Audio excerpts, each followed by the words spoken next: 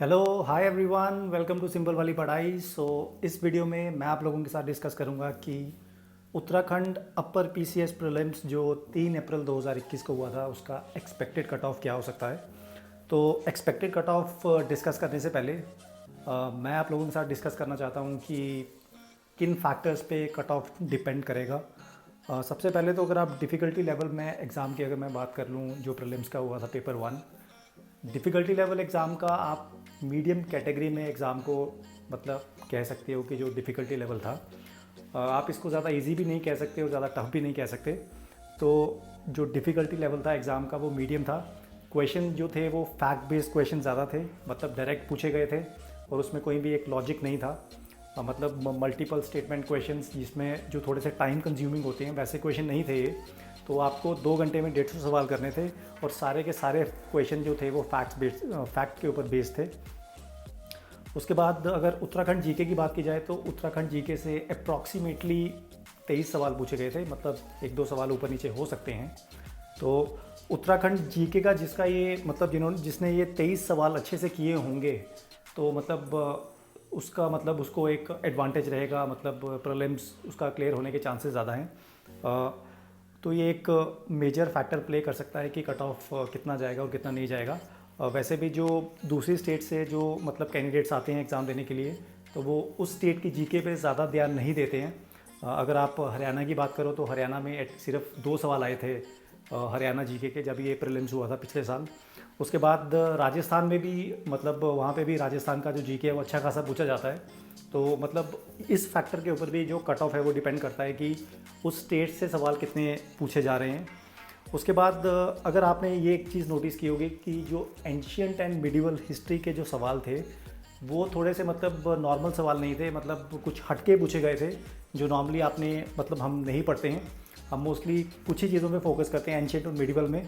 तो जो मतलब क्वेश्चन थे मैं उनको टफ कैटेगरी में डालूंगा और जो ऑप्शन थे वो भी इतनी ईजिली एलिमिनेट नहीं हो रहे थे। तो एंशियंट और मिडिवल हिस्ट्री इसके जो क्वेश्चंस थे वो मैं टफ कैटेगरी में डालूंगा।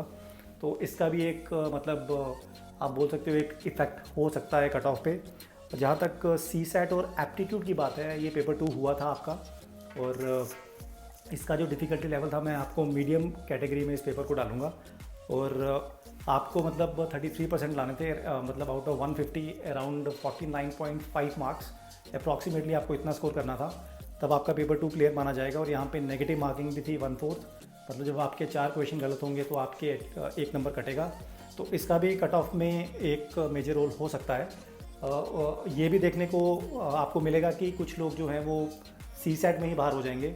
अगर किसी का मतलब पेपर 1 अच्छा हुआ है तो डेफिनेटली मतलब अगर उसका सी सैट अच्छा नहीं हुआ है, मतलब वो सी सैट में 33% स्कोर नहीं कर रहा है, तो ऑब्वियसली वो बाहर हो जाएगा।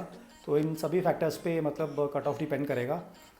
तो उसके बाद अगर एक्सपेक्टेड कट ऑफ की बात की जाए तो एक्सपेक्टेड कट ऑफ से रिलेटेड मैं आप लोगों को एक बात बताना चाहता हूँ कि जो एक्सपेक्टेड कट ऑफ है वो ज़्यादा जाने की उम्मीद नहीं है और जो ये कट ऑफ है वो एक्सपेक्टेड है।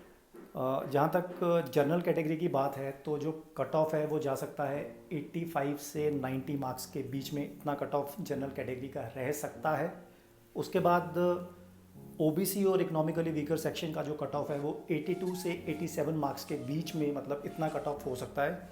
और आपका एससी कैटेगरी का कट ऑफ 72 टू 76 मार्क्स और एसटी का कट ऑफ 67 टू 70 मार्क्स के बीच में रह सकता है। अगेन मैं आप लोगों को बता दूं कि ये एक एक्सपेक्टेड कट ऑफ है, तो मैं आपसे ये कह रहा हूँ कि जो कट ऑफ है वो इतना जा सकता है। इसमें मैं आप 100% मतलब ये नहीं कह सकते कि इतना ही जाएगा, लेकिन ये उम्मीद है कि जो कट ऑफ है वो मतलब 90 से नीचे रहने की उम्मीद है। कुछ लोग कट ऑफ जो बता रहे हैं कि 100 प्लस जाएगा या फिर 110 प्लस जाएगा, तो वो एक एक्सेप्शनल केस हो जाएगा, इतना कट ऑफ जाने की उम्मीद नहीं है। तो जो लोग मतलब 80s और 90s के बीच में हैं तो आप लोगों को बिल्कुल भी डीमोटिवेट होने की ज़रूरत नहीं है। तो जो भी लोग 80 और 90 के बीच में, आपको मतलब मेंस की प्रिपरेशन करनी चाहिए। और मेंस का ये एग्ज़ाम अगर सब कुछ सही रहता है, अगर सब कुछ ठीक ठाक रहता है, तो जो मेंस का एग्ज़ाम है वो आपका अगस्त या सितंबर के महीने में हो सकता है। और जो प्रीलिम्स का रिजल्ट है, अगर कोई मतलब किसी क्वेश्चन को लेके कोई कोर्ट में चैलेंज नहीं करता है, मतलब अगर सब कुछ स्मूथली जाता है, तो ये रिज़ल्ट आपको जून के पहले हफ्ते में या मई के लास्ट हफ्ते तक ये रिज़ल्ट आ सकता है। तो जो भी लोग 80 से 90 के बीच में हैं उनको मेंस की प्रिपरेशन डेफिनेटली करनी चाहिए। और मतलब अगर आपका पेपर अच्छा नहीं भी हुआ है तो जो आपने पढ़ा हुआ है वो कभी भी मतलब बेकार नहीं जाता। जो भी आपकी नॉलेज है वो किसी ना किसी और एग्ज़ाम में ज़रूर काम आ जाएगी। तो मैं आप लोगों को यही बोलूँगा कि जो भी इस कैटेगरी में हैं उन लोगों को मेंस की प्रिपरेशन करनी चाहिए।